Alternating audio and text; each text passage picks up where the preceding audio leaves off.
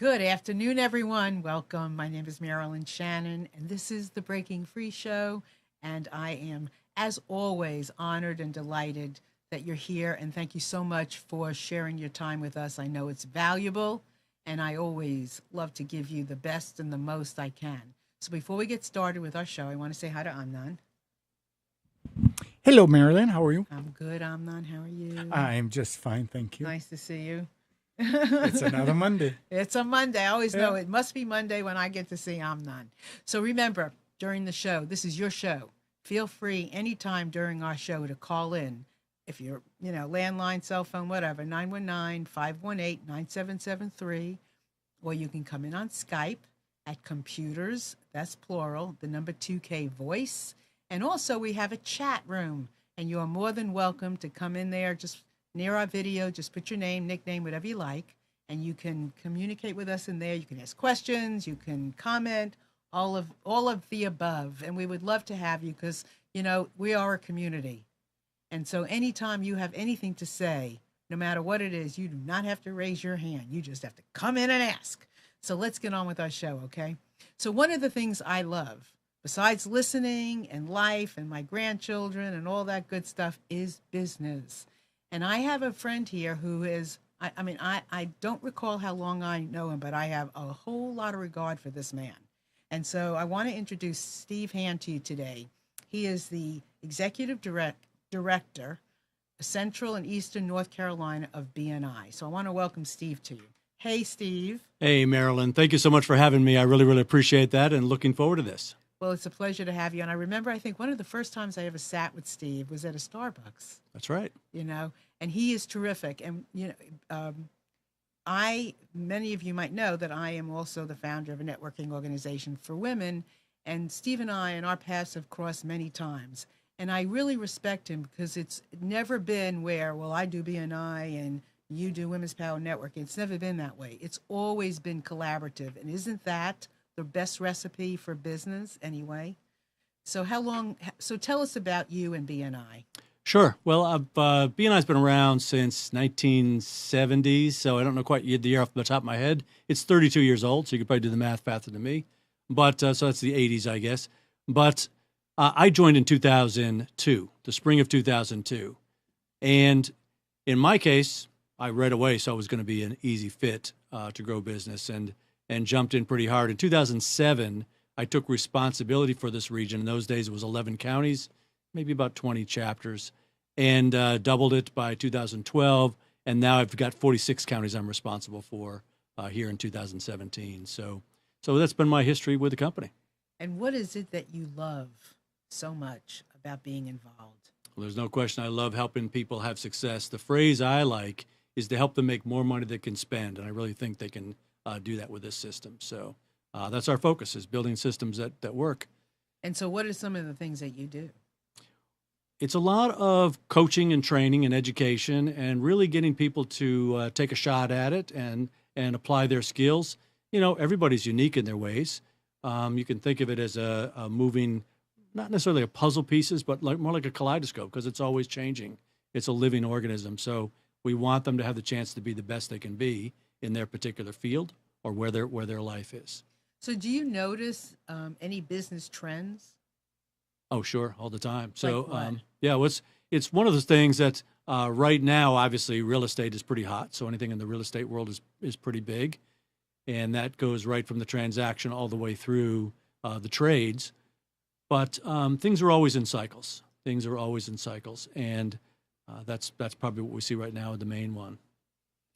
So you have, amongst the chapters, you'll have mortgage, you'll have BNI, you have trades, you have people like me, sure, coaches. Sure. So what is some of the things that you want people to know that helps make them the most success they can be in business?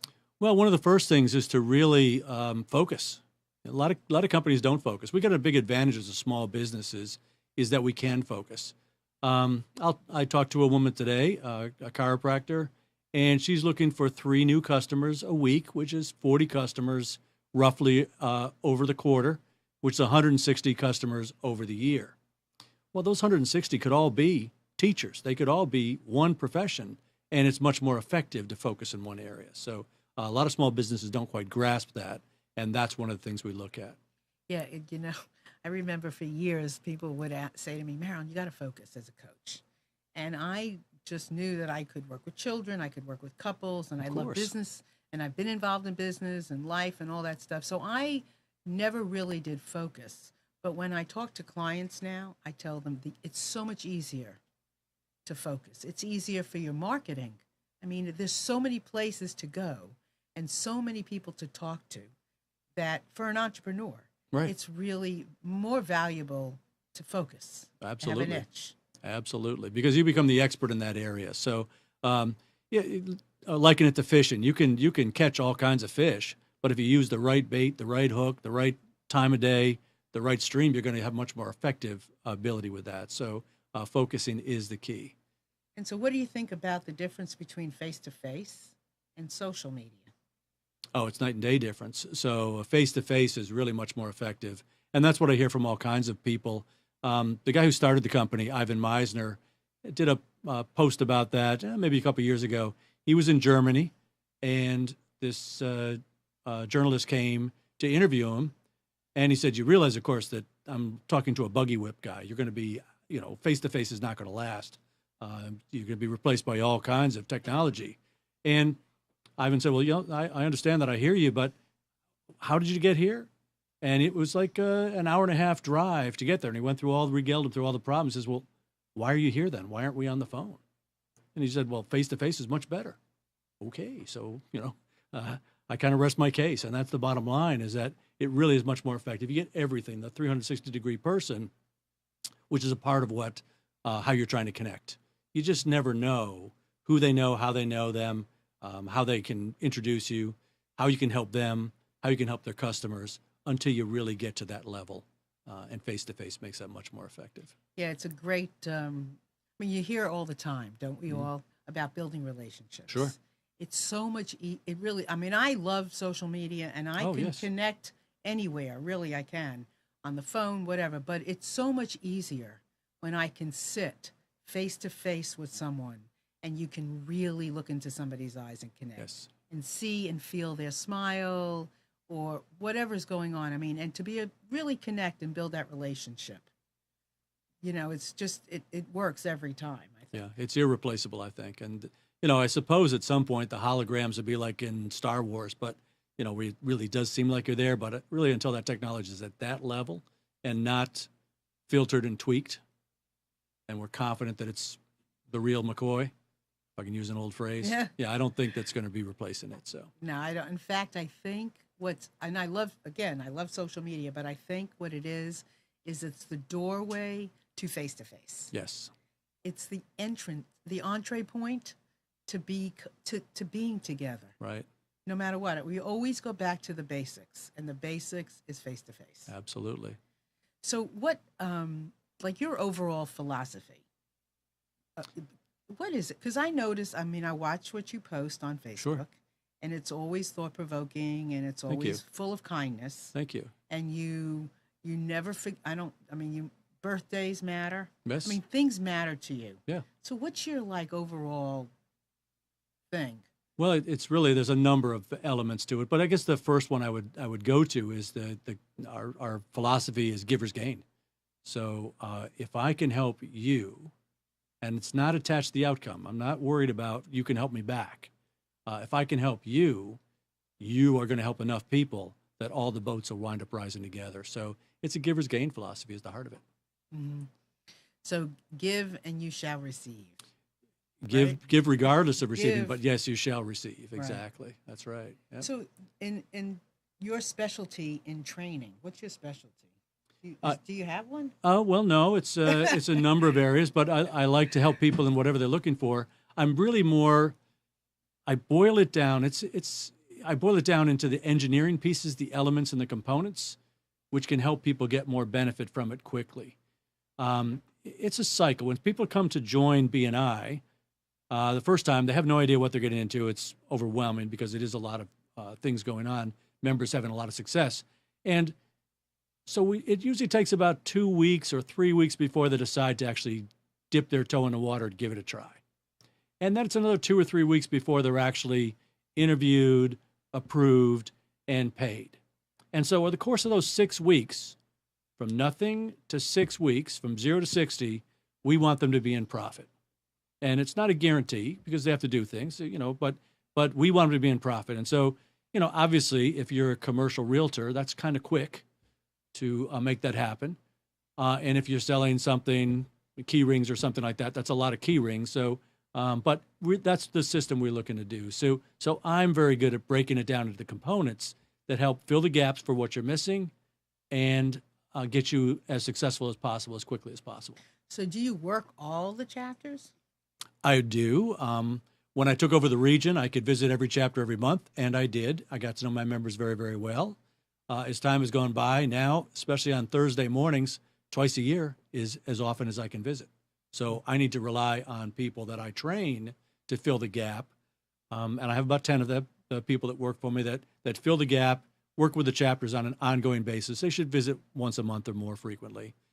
Some of them, going through transitions, they might be there every week, every other week, but by and large, a pretty good pace. And it's steady contact. If it's in person, it's the best, but there's a time when I called my officers every week. So I would call the president every single week as well, because things happen and they can shift subtly, but over the course of 6 weeks, it can be totally different. So steady contact is important. Right. Yeah, it's so important to keep those connections alive, and just and this is out in the world. Yes. This is out with your customers. This is out with anybody. It's important to stay connected. Absolutely. No matter what you do. So what are your tips for helping your members connect Sure. with their clients? Sure. When I started in BNI, I had a business, and at that point, it was an employee benefit business. And so keeping in touch with my customers were very, very important. The acronym changes. I've revised the acronym in a way that I think makes sense to me, and it's top to bottom. It's ARROWS, arrows, because it comes out of focusing on a target market, as we talked to. The focus is the key, but those are the touch points I like to have my members go through. A is in many ways the most important. It's the entree, is activating the relationship. That's where we start, with activating the relationship. Now, what I look is an active relationship is where you are actively asking questions on my behalf to send business to me or to help my clients or whatever. Vice versa, I'm actively asking questions for you. And so I found many ways that I could ask questions of my members, my clients, my newest customers, and my oldest customers that would send business to the people that were in my chapter. But it takes time to get there. And if we just focus on that, we're going to be hungry before we get there. So I purposely draw a line under the A, and I go to the first R. Now, the first R is to recognize.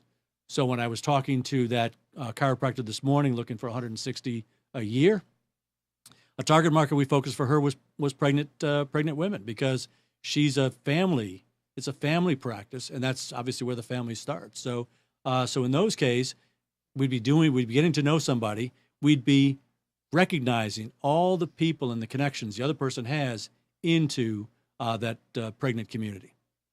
Now, what I do is I put a parentheses B on that, because it's really brainstorming, but abros doesn't sound as memorable as arrows. But it really is brainstorming. And what I say, if you got a thesaurus with a better word than recognizes, I'll take it. But we want to recognize who you know. And the thing we teach there is don't pre-qualify. They're pregnant, but I hate them. Put them on the list. We'll cross them off. We'll sort them out, because the second R is to realize, is to really sort who can we really help, who can we help in the time frame we're looking at, and in a way that matters to them. So realistic, or realize, is the second R. Now, there's a gap between the first R and the second R, and what really sets that gap is how motivated that person is, how activated the relationship is to fill that gap. It's possible. I was visiting a chapter, and the 10-minute speaker wanted to meet a guy. I'm not going to use the person's name. He's right here in this area, but he mentioned him by name. Well, I still am, but I was a big Mets fan, and so was this guy. And the kids were young. We got to know each other because both kids played soccer. They're both now in their 30s, so that is not happening anymore. But in those days, this friend and I would hop in the car. We'd drive down to Atlanta. We'd watch the doubleheader with the Mets and the Braves. We'd spend a weekend down there and drive back. I'd say I knew him pretty well at that point, right? We had a pretty active relationship. But years had gone by, so he popped up on the first hour, but not on the second hour because we've lost touch. The kids are not playing soccer anymore. But since this was somebody important for my friend to meet, I made it my effort to reconnect with this guy through Facebook, to rebuild the relationship.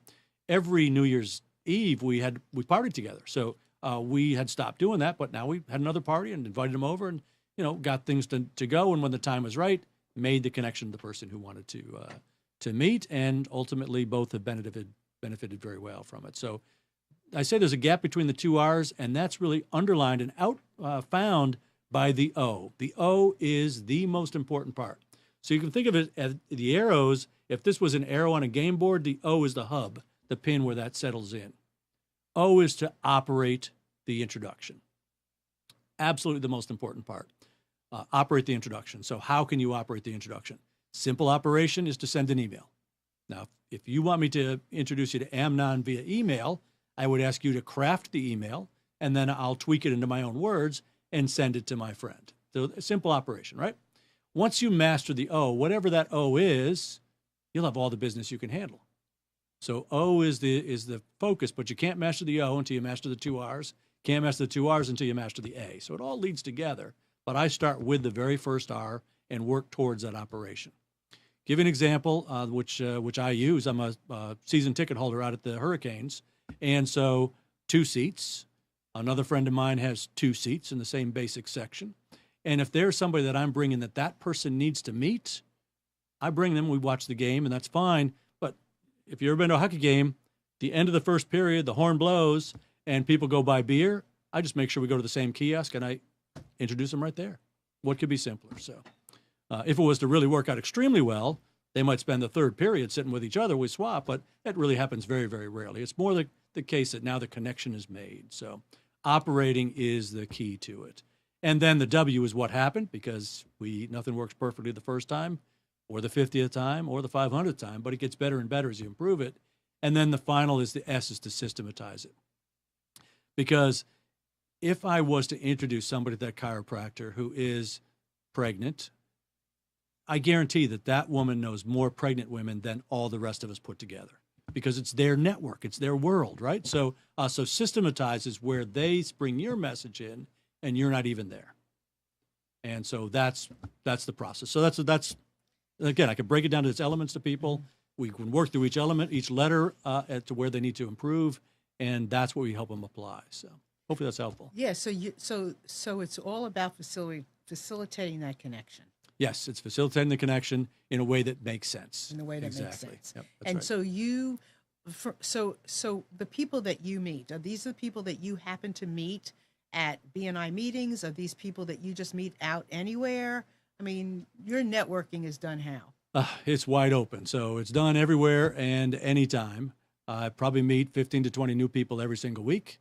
And in some cases, we do get to go deeper. In some cases, we don't. But generally, in a short conversation, I find out who they want to meet, and I connect them to someone that's going to help them out. And that's really the heart of it. So from there, it becomes an ongoing process. And when the time is right, we can go deeper in the nuts and bolts of it. If they join a chapter, they get unlimited training. So that's really a huge benefit right there as well. Mm-hmm. We do an awful lot of training for all of our members. But like anything, it's a movable thing. You hear what I just told you. Some of it stuck, some of it didn't. You haven't applied it. So it might be a while before you really master it. I learned to play golf in an afternoon. I still don't master it. So it's you keep working at it and getting better and better. That's it. Practice makes exactly. perfect, right? And it gets better and better. So it depends on the individual, the situation, what they need and what we can have happen. Is there any type of business that wouldn't fare well in a BNI? Not that I've ever been able to consider. So there was a guy early on when the company was just started. It was started in California by Dr. Meisner, really as a result of his own situation. He needed to build it, and he didn't plan on building a business, but just wanted to help market his own profession. But make a long story short, somebody came early in the early days, and this person sold industrial lighting into factories and to hotels. And he wanted to join. And I said, well, yeah, I can appreciate that, but we don't have any hotels and factories here. I don't know that this is really a good fit for you. I think I said, that's okay. I still want to join. And within 6 months, he was #1 in the Southeast. 6 months later, he was #1 in the United States. It didn't change. There were no factories and hotel owners in the chapters. But what he found is his best customers needed things that could be provided and met by the needs of the people that were in the chapter. So he became the go-to guy for them with things that it's on their to-do list. They're stressing about it. They don't know where to start. He became the go-to guy on that. And just as I mentioned on the S, that hotel owner knows more hotel owners than all the people in the chapter. And with the right introduction from somebody with the credibility and the influence, his business just exploded. So do you love LinkedIn? I do like LinkedIn an awful lot. I definitely do. Because it's all about... It's all about business, exactly. All about business. It's all about facilitating that, connection, that relationship. Is that your favorite? I would think so. So I use, I'm really not actively a social media person. I use Facebook and LinkedIn. You asked me for my Twitter handle. I don't have one, so that's fine. But that's true. That's fine. So I use, but it's what I do at that point. Facebook is more the personal side, and I do have a Facebook page for business. But Facebook is more the personal side. LinkedIn is more the business side. But it really just makes it easier if I've got Amnon's LinkedIn connection and you want to meet him, I can connect you there, and you learn what you want. Mm-hmm. If all he has is Facebook, I can still connect you that way. Right. But I would probably just use an email facilitation. Based on the fact that you're in a virtual type of a business or whatever. So how important do you think public speaking is to your network? It's very important. And, all of our members have the opportunity once a week, or one member once a week, to give a 10-minute presentation or less, depends on the size of the chapter. On public speaking is really big. We teach them how to leverage that as much as possible. But it was interesting, again, talk to this chiropractor. She was deathly afraid of speaking as little as 8 weeks ago. And now she's comfortable because of the experience of being there on a regular basis. Every member has 60 seconds or 30 seconds, depends on the size of the chapter, per week to get their message across. You think about that, a lot of commercials. It's a 30-second, 60-second commercial for a 2-hour, 3-hour movie. Don't try to fit the 3 hours into the 30 seconds. Really just focus on the piece of it that's going to get them to go to the movie. And so we teach that aspect as well. But through that, public speaking is very, very important. The words choices you make, the emotion you can put in there make a big difference. So one thing I recommend to people is Toastmasters is a great way to make that happen. Toastmasters is a great facility for that as well. This is a very good point. So I hope you're all listening to what Steve said about don't try to put too much into your 30, your 10, your keynote, whatever it is. Because less is more. If you ever remember looking even at an ad in the newspaper, the ads that you would notice the most are the ones with white space. That's right. Have some words, but if a whole page has words and your ad has white space, guess which ad they're going to notice? Of course. Is the one with the white space. And which one they're going to ignore. Exactly. Yep. So do not try to put everything in to your 30. Right. A little humor is good. A stat is good. Silence is good. Yes. Facial expression is good. That's what's so great about face-to-face, right? Absolutely. But don't try to put too much into it, but practice. That's right. And really, I don't know about all networking environments, but in our networking environment, there's only one person per profession. It's the World Series right now, so we only have one third baseman. As long as they can handle the ball well, we're not nervous about the ball getting hit down that third base line. If we are, then we need to mentor them and help them. We can do that. If we mentor them and help them, and it doesn't work, we can move them out and replace them with a third baseman that knows what they're doing. They have to be competent, credible, and ethical. Really important. So all that said is a preamble that there's no reason you need to teach me what chemicals you use, what tools you use. I'm not worried about that. How I can help you is who do you want to meet, why would they want to meet you, and how can we make the introduction? So we look at 3 levels of introduction. They all matter. If you're looking for a customer, then another customer is best at recommending you. So you fill in the blanks. How can you recommend a customer? You've recommended other people that you've used as a service. You recommend a car service that's good, a movie you liked, a book you liked. This is recommending customer to customer. If you're looking for a strategic alliance, what you want is an introduction. You have to earn your way to that strategic alliance. You also have to find if they're the right fit. Their customers may be too small, too big, too far, too whatever. So you need to work your way through that. Takes a little more face-to-face, if I can use that, to make that work. And then the third type of introduction, the third type of thing you'd be looking for is how can we generate opportunities? I mentioned that the hockey tickets is to generate opportunities. I used to offer an employee benefit. And when I went to the employees for the employee benefit, I'm there once and never again, right? I have to build my relationship to keep it intact. So that was not good enough for me. I wanted to be in touch with my customers on a regular basis. So the very first time I went to the employee benefit, I would bring somebody with me who I knew, liked, and trust. They would do registration. So they got to meet everybody, talk a little bit, not a big deal, but they're just doing registration. The employees didn't really notice them much, which is fine. They were there for the purpose of meeting people, getting the demographics of who they're working with. And then a month later, that person would come back with somebody else who did the registration, and that person would present a topic of value to the employees. How to winterize your car, how to do this, things of that nature, right? So that way I was in touch with my employees all the time.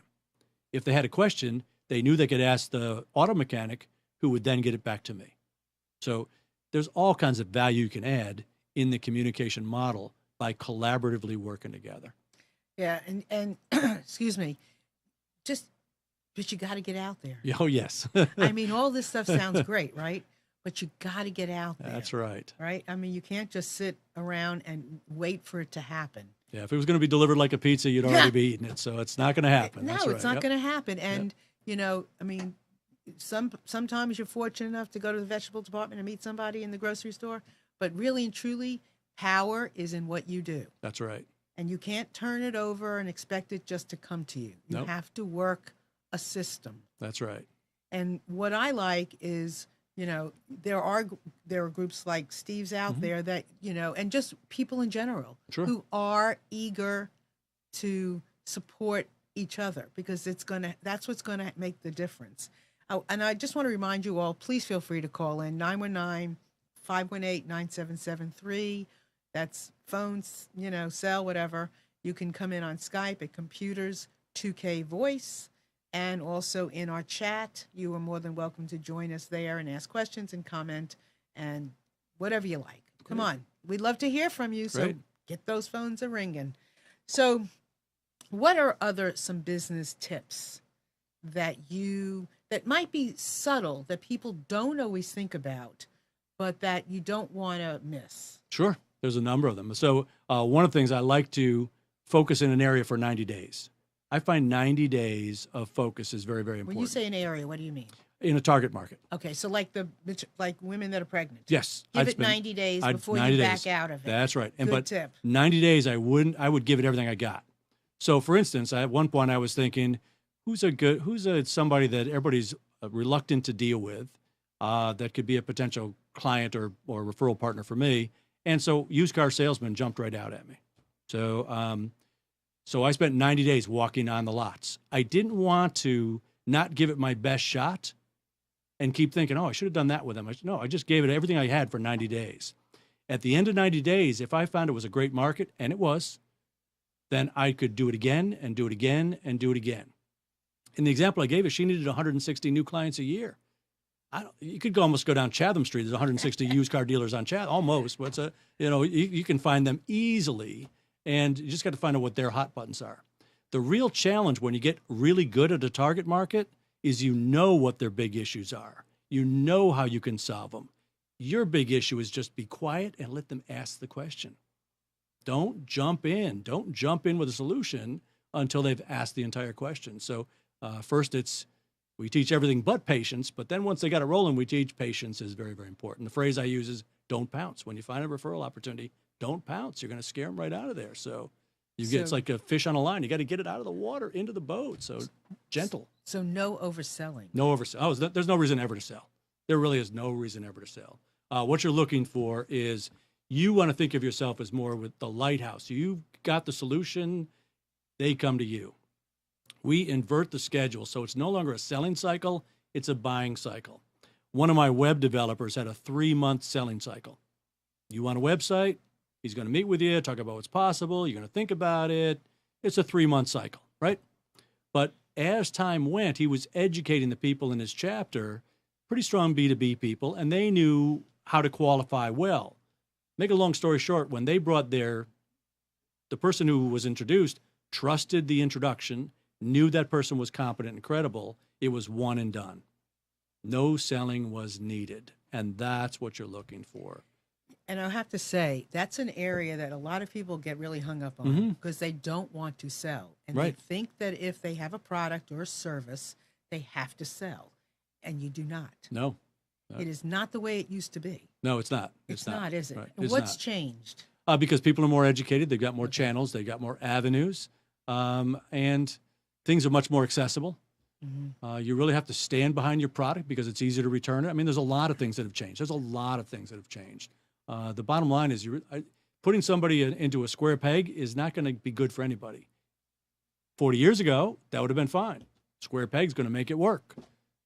But now it's not the case anymore. So, and we all have to be great at what we do. Absolutely. We got to be great. Another benefit of focus. Yeah, you got to be great. Yes. And when you're great, you have a personal story. You have that ability to connect. Yes. So when you're doing that, you're not selling. That's right. Selling doesn't come there. It's not necessary. Doesn't live in the same place. That's right. And so, the networking marketing world is more like farming than hunting. And as business people, as salespeople, you still have to eat. So when you are by yourself, if I don't catch it, I don't kill it, I don't cook it, I don't eat it. There's a lot of hungry times there. Steve, you're good at this. Thank you. I've done this a lot. So, but if I can work with a team, then we can steer people together. So I go with the same model.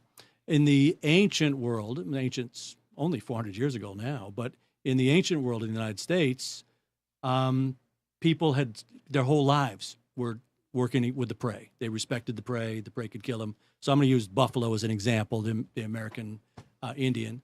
And every single one of the hunters could do it all. But some were better. Some made the better arrows. Some made the better bows. Some were better trackers. Some were better at every aspect of it, right? So, but everybody could do something, but they knew the experts. It really bubbled out. You want to have that expert that bubbles out and shows the area. Well, when they took down the animal, they used everything. The ears, the bones, the hooves, the hide, everything, right? When European settlers came over, they bought a gun. They didn't know what a gun was 2 weeks ago, and they just picked the animal off at a long distance. They would just take the hide, take the tongue, and leave the rest to rot. And unfortunately, most of our business people are like that too. I'm working with a customer who needs its carpets clean because that's what I do, and that's all I do is clean carpets, and then I leave. But that person is cleaning the carpets because their pet has an issue, and if I was on my game, I could refer to the veterinarian. Or they're cleaning the carpets because they've got a family coming over, and I could steer them to my photographer or my caterer, right? And we just don't do that. We're just there for ourselves, and we're not there for others. So it really is collaboration, teamwork is what it's all about. Yeah, it's really about the we. Yes, it is about the we. It's really about the we. Yep. And when we really get that, then everything is going to, a lot of things are going to shift. Sure. It's really about the we. Yeah, it is. We're all in it together, no doubt about it. So, and if I can, that's why I said go back to the beginning. If I refer you business, it's not that I'm now keeping a ledger that you got to return it back. I'm doing it because it's the right thing for my customer, for my contact. Everything takes care of itself when everybody's got that philosophy. Oh, yeah. And I used to call myself Bridgette because I didn't like the word bridge. Right. I thought I really was more of a Bridgette, you know? Very but, good. You know, in the moment. Bridgette is too small, though. You're a big bridge. Yes, so. Thank you. Thank you. You know, when you want to help connect people, you know, sometimes it's a spark. Right. Sometimes it's in that second where you think of something, you meet somebody, you know, you're listening for that connection. And of course, I love listening. So you're listening for that connection. and then you're top of mind too, and it just all works Right. that way. Absolutely. Okay, so give us more. Well, Give us more. there's plenty. I know. Go ahead. So, What's your next piece? well, it's really hard to say. There's really just a lot. I can talk a little bit about where I started in business. Yeah. So, and I really didn't even think of these as businesses until I was much older.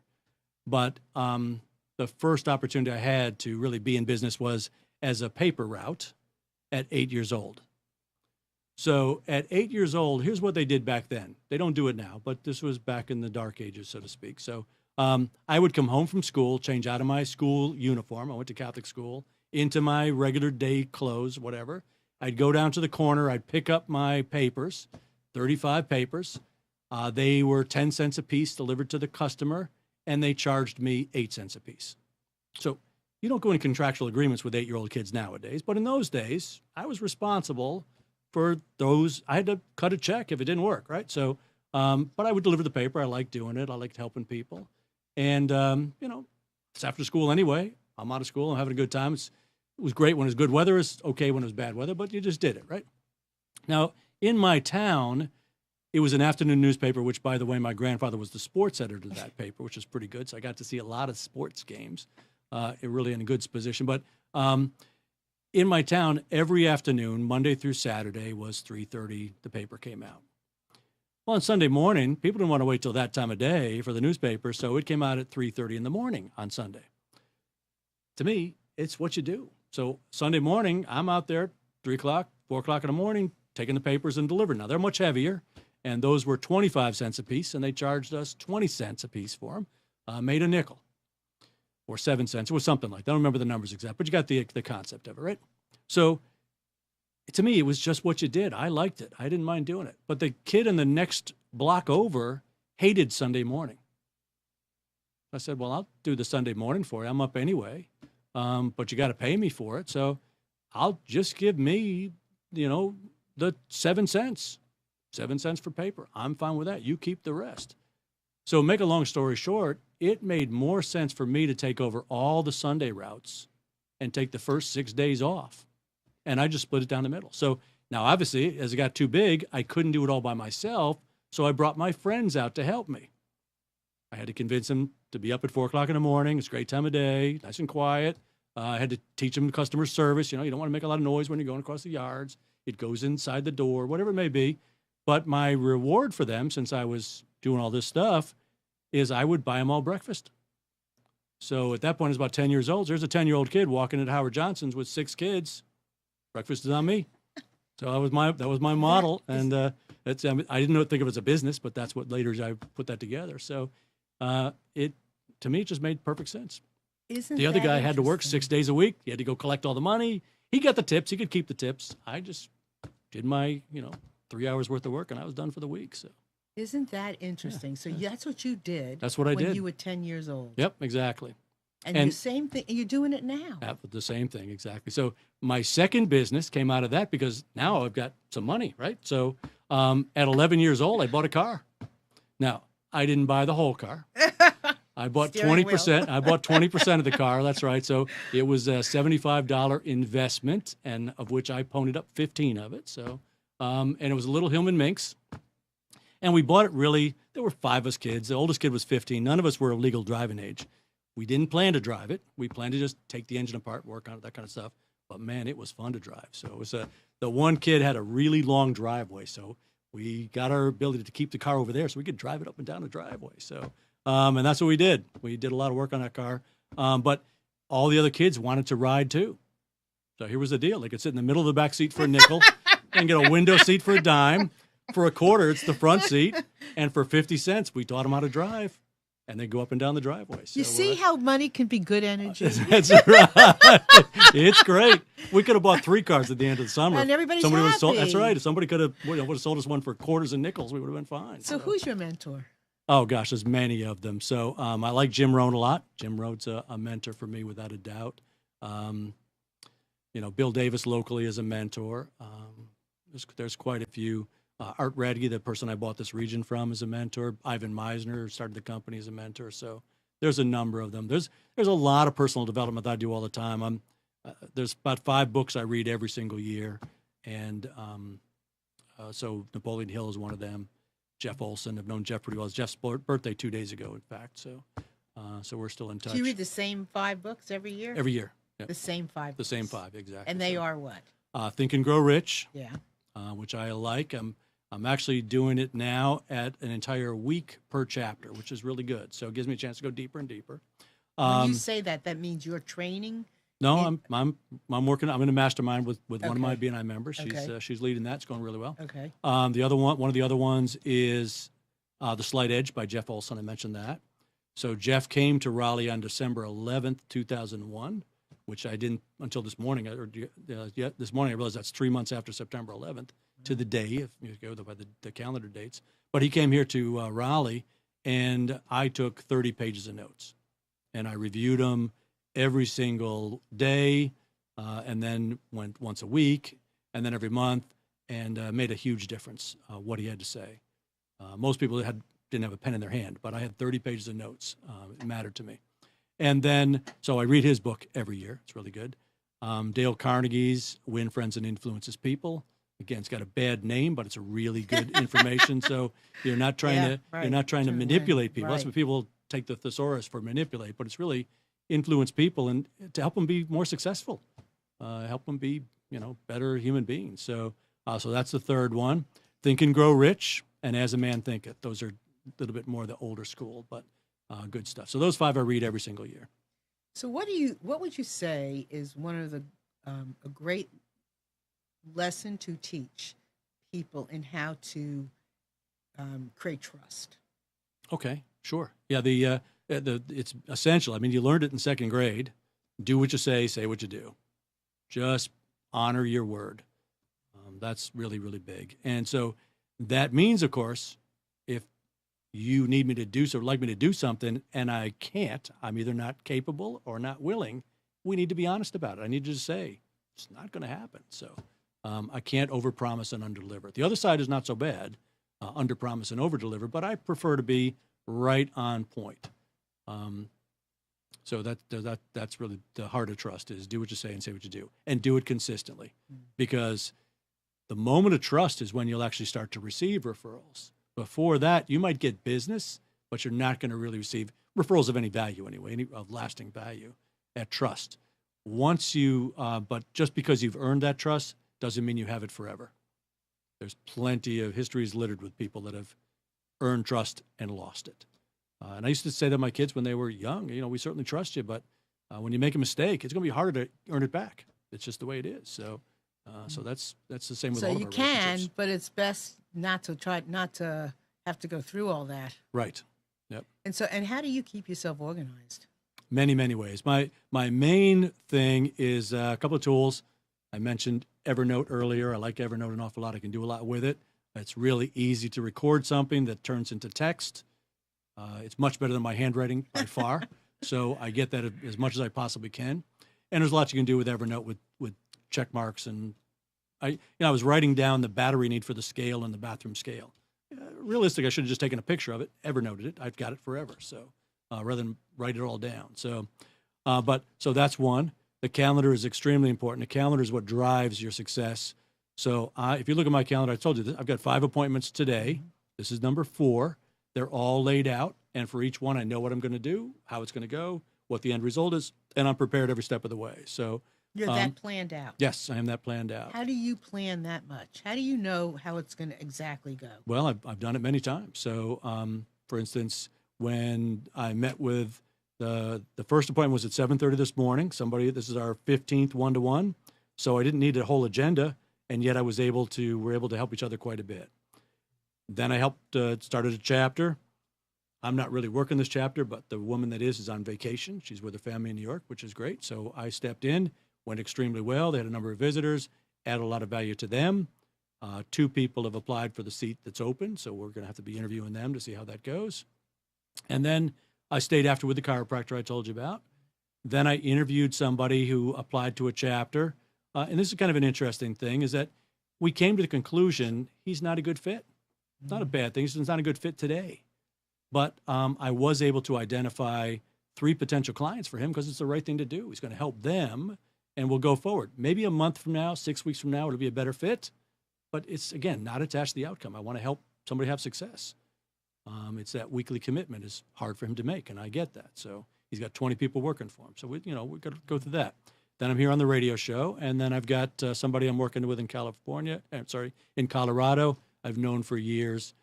So that's the process. So we always know pretty much how it's going to go. And Sundays are my days to plan Sunday afternoon, I plan my schedule. Right now, I know every Monday through the end of the year, every Wednesday morning through the end of the year, every Thursday, all day through the end of the year. So, those are pretty well laid out. I know half of my Fridays and half of my Tuesdays. So they're pretty much laid out. But I've got gaps in there for if somebody needs me quickly, I've got at least 10 to 12 phone call appointments every single week. I give them to the office. That phone is always manned.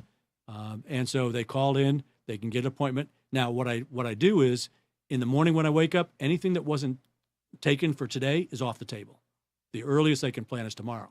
Because what I do the first thing in the morning, oh, great, I've got that 2 o'clock, no phone call. I can do this then. And I fill it in. What I look at, another thing I do is I take an hour and I break it into 12 minutes, 5 12-minute pieces. My wife thinks it's kind of silly, but so I have a 12-minute timer on my clock, right? And so every 12 minutes, it lets me know. So, for instance, 12 minutes is break time. Some point in that hour, 12 minutes is break time. And I purposely go do something else. I'll take a walk. I'll do something. It's a great time to call mom, something like that. So the other 48 minutes is consumed in whatever's most valuable. 1 hour, 48 minutes is all on the most important project. Uninterrupted, nothing else. The other hour, it might be 12 minutes of Excel, 12 minutes of physical stuff, 12 minutes of Word, 12 minutes of online, 12 minutes of whatever. So phone calls. So I break it up that way. And then when I get down to the nuts and bolts of it, what am I going to do in Microsoft Word? Well, I've got over 3,000 items on my to-do list. And each one is quantified by how long I think it's going to take me. I always underestimate, but that's fine. So it always takes me a little longer than I expected, but I'm used to that. So those 3,000 items, I know the resource I need, the next steps I need to do. I can sort them at any time in any way I want. And I go through, when I've got 12 minutes, I pull up the next 12 minutes, and then I can take a look through them. Which are the most important? So let's say it's 6 items. Which are the most important and which are the most valuable? I multiply those two numbers together. So it might be the third most important thing, but I can knock it out in 2 minutes. I get great payoff. And that's some of the tools I use. And why does this work? Because I do it all the time. I do it all the time. My timer is probably stuck at 12 minutes right now. But you know what, though? That's It's because I always, when I would lead one of our groups, I always said that I would schedule the content, the meeting, as much as I scheduled the joy. Right. In a way. Absolutely. Because nothing worse than going to a chapter or a meeting or a networking experience where it's like a coffee clutch and you get nothing done. Right. If you're going for coffee, yeah, but you want to accomplish something. Sure. You don't want to leave like it was a waste of your time. Right. So I always said I would schedule the work part, but also schedule the fun and not let the fun get away from the work and the work get away from the fun. Absolutely. You got to be able to do it both. Oh, absolutely. That's right. But you got to leave time for it. You got to leave time for it. And you got to have the energy for it. Yes, and you have to be methodical with your time. Yep. Otherwise, you don't have any. That's right. And I guarantee you, what you just heard from Steve sounds like more than 24 hours in a day. And he gets done probably more than 24 hours in a day's worth. However, he's methodical with his time. Yes, yeah. And I leave trails and leave clues, because if I've done it once, I can do it again, I can do it again, do it again. So I try to do something so I can reuse it over and over again. So that's brilliant. Mm-hmm. And also remember something. It's very important to keep this in mind when you are driving places. Yes, great time. It's very important because you can lose time by being kind of silly with where you go and how you do it. Mm-hmm. If I guarantee you, he's got a method to his madness on where he's going as well, right? There's my schedule for the day right there. So if this is your schedule, that's today, then they're all going to be somehow connected, right? That's right. Oh, yes. I mean, you're not going from one end of Raleigh or Durham to the other end back to the other end, back to the other end. That's right. If somebody wants to do a one-to-one with me, that's great. I will typically give them 3 options. So on Monday the 13th, I'm going to be in Cary at 10 o'clock at Panera Bread. This is Panera Bread. Then at 11 o'clock, I'll still be at Panera Bread. Then at 12:30, I'll still be at Panera Bread or whatever, right? So you just come in when you need to be there. That's so exactly I pretty right. much, and if Cary's not good for you, well, this is my Durham day. I'll be Durham at this point. I'll be in Apex in this day. So I give them 3 times that I think will work for them, and they can just pick and choose from that. So You have to think high enough about yourself and the work you're doing and the accomplishments and what you want to create and what you want to do and give to people to be able Right. to do this. absolutely. To be able to say, this is my Raleigh day, my Durham day, my Los Angeles day, my That's right. Chicago day. You've got to be okay with doing that. Of course. Right? Of course. And the confidence in what you're doing. That's right. Yeah, so I know pretty much where my schedule looks like through the entire year, and Thanksgiving is my time to reset for 2018. We'll reset it at that point. But I change it also each quarter as well because things do tweak. We've got something new employee, new opportunity or something. We can meld that in. So, but that's the key. So before we get on with anything else, because I know we could talk about a lot of things. Lots of things. I'm Lots here for and whatever you want to lots. talk about. That's Everything. right. So tell somebody how they would get involved with Sure. BNI, what some of that process is, your Sure. website, do some like bodacious marketing. Okay, we'll do it. So it's pretty easy. So it's like the shape triangle and BNI for Business Network International. So if you go to www.trianglebni.com, you're going to find all the chapters. Go to Find a Chapter is the easiest place, and it'll list all the chapters.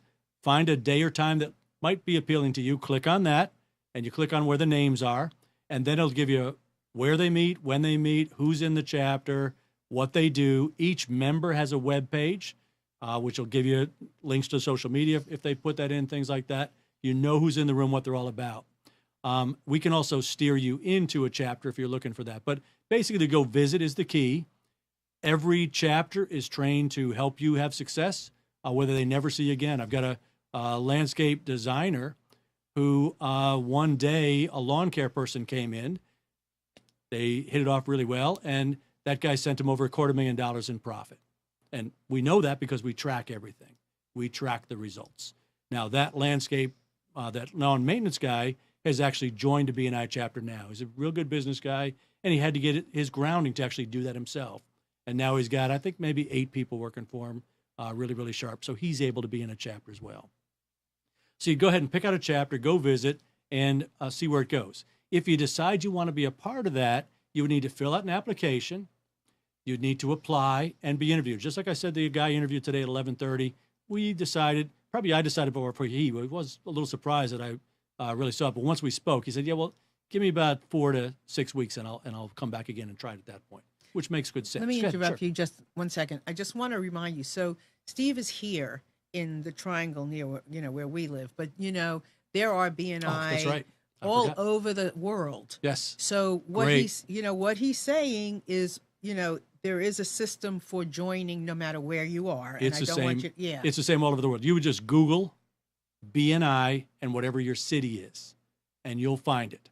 And it's the same process for the website. Find a chapter. You'll see the members. Go visit. Same thing. You'll apply, and if it makes sense and they approve you, you'll be in. My particular goal is that we should be in profit before we cash. You should be in profit before we cash the check. I've got a builder that joined in 2008. So if there's any builders out there, anybody in construction, know that was not a great year for building, right? So 2008 he joined, and in that year, he did about $35,000 in profit, which wasn't great. But again, he was learning his way. We were learning him, but he could see the potential. Well, 2009, and any builders will tell you, still wasn't too good. He did $2 million in profit that year just from BNI, and he's never done as poorly since. It's changed his entire lifestyle. So his big passion, although he's a great builder, is water skiing. So rather than wait for that, he built his own water park. It's one of the 3rd largest water parks in the world. He now is buying the bar next door because it just makes sense. That park can hold 40,000 people. So you start out one thing, where you go is really entirely dependent on what you do. And he is there every week. He's the vice president of that chapter. He's a key component of that chapter. So that's the same. Those are the kind of results you can have wherever you go. It doesn't matter if you're in Kansas City or if you're in Japan. We're in 80 countries. One of the Iron Curtain countries, and I don't remember which one, we've been there 4 years and already 2% of the GDP. for the members that are enjoying that. So we're changing the way business is getting done everywhere. Locally, it is hyper local, but it really changes in a bigger picture as well. So hopefully that's helpful to you. Oh yeah, that was great. Thanks. So this is how business not only is being done, but has to be done. It is. It's right. Well, there's no choice. Yep. We have to collaborate. We have to come together. We have to really care about the we. Yep. Yeah, our code of ethics, you have to stand behind your work, make it happen for everybody. If you refer me to somebody, if you refer me to Amnon, my number one objective is to improve your relationship with Amnon. Doesn't matter how long you've been together, that's my number one objective. Amnon becomes a client, great. Amnon doesn't become a client, that's okay too. Because if I can take care of that, you'll send me more and more Amnons as you go along. And you already know that you're connected to that. Either, I'm looking for bikers, you're connected to bikers. I'm looking for pregnant, you're connected to that. So attorneys, who we've already established that bridge. We just need to make sure that it's easy for everybody. Everybody stays in their comfort zone, but kind of on the edge of the comfort zone is needed. So do you consider this to be networking or something else? No, I consider it to be networking. No. Yeah, it definitely is networking. So, but it's really, like I said, it's 1 + 1 is more than 2. Mm-hmm. I've got members that with what they've gotten inside the system, they can do a lot more than they could before. I've got printers that print out, and as a customer service, they deliver it to their clients. Well, if it's a plumber who's got things that I need to meet the plumber, I'll deliver it for the printer on their behalf. Now, the printer still needs to keep the relationship and call up. Did everything come out okay? Is that what you look for? But it gives me the chance to meet them as well. There's so many examples of that where we really expand it. Property manager, one of my BNI chapters, she was the number one producer in her company, little property management company, number one producer. And yet there were layoffs going on. She thought it would never hit her, but of course it did. She was kind of devastated, but she dusted herself off and started her own property management company and joined one of our local chapters. 4 years later, she has 700 properties under management. She's got 15 people working for her. She's 3 times the size of that other property management company. And she's opened a second branch in Greensboro. She is still going strong. Again, somebody that's there every week. So it really is about wherever you want it to go. When her clients move in, they get a welcome pack that many of the other members have helped out as well because they add value every step of the way. So the thing about the every week, I mean, I'm a proponent of the every week thing because out of sight, out of mind. Yes. And the consistency, you cannot match the consistency and knowing what somebody is doing on a regular basis. And when you're involved in this type of network, in creating this type of a network, you want to be there every week. Yes, it's one of those things you never know. Like if that guy had missed that lawn care person, that's $250,000 he wouldn't have it. He wouldn't even know he missed it. So he says, I've got to be really sick if I don't show up. And we say, well, if you're sick, don't show up. But we understand it's really important. So you don't want to miss one. You just don't know who's going to be there. You don't. I've been working for weeks to get that attorney that you want to meet here, and you're not here. You decide to take the week off. So one of my most wonderful clients that I've ever had, and I love them all. And this one woman came to one of my meetings and never joined, but became one of my dearest friends and a great client. And so really, and you got to show up to be a giver. Right. You can't not show up and come a couple of times, and that's not a giver. Right. So any words of wisdom before we end our show today? Yeah, I'm going to touch on one last thing. Okay. It's a story that I don't know how much time I have. Hopefully I can get this packed in there. So we're good? Okay, good, great. So, but my goal was I wanted to see if I could get 100% close ratio through the network. So 100%. I've done sales for a long time. I've never had that before or really since, except for this. And so what I did is I aligned what I could do with a particular market. In this case, it was tradespeople.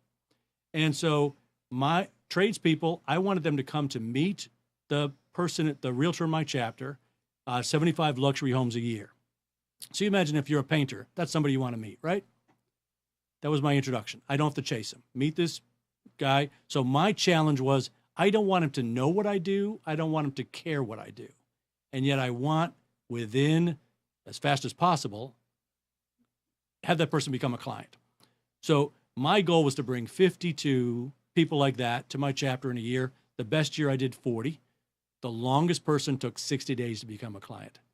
Nobody did not become a client. And none of them knew what I did beforehand. So that was my process. When I brought them in, one, they came because they wanted to meet the realtor. They didn't know who I was. They could care less who I was. I'm okay with that, right?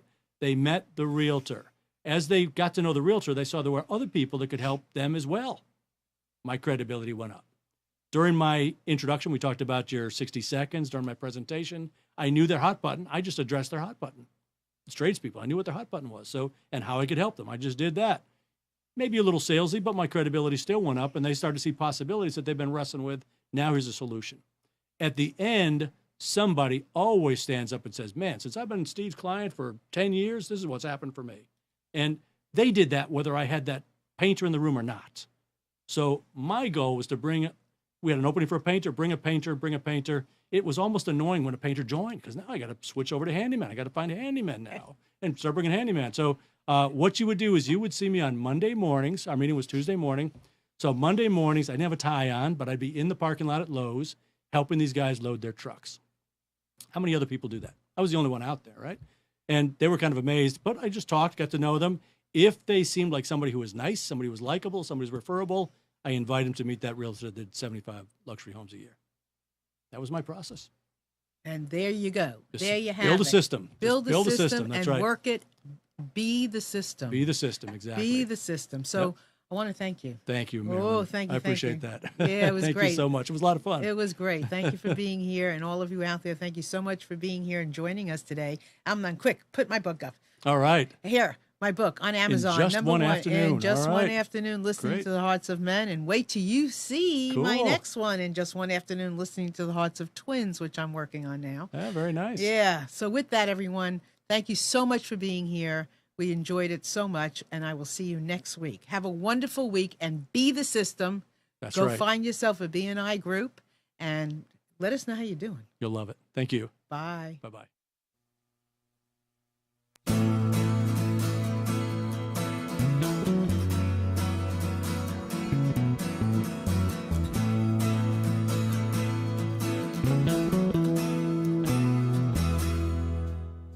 You are tuned to the Nissan Communications Network. If you tuned in too late, you can always watch each program in its entirety or download an MP3 audio file of it in the archives section at nissancommunications.com. Don't forget to subscribe to our YouTube channel, follow us on Twitter, and like us on Facebook. Sponsored by Telestream's Wirecast software, StreamingGear.com, Carolina Apparel, and DeltaForce.net.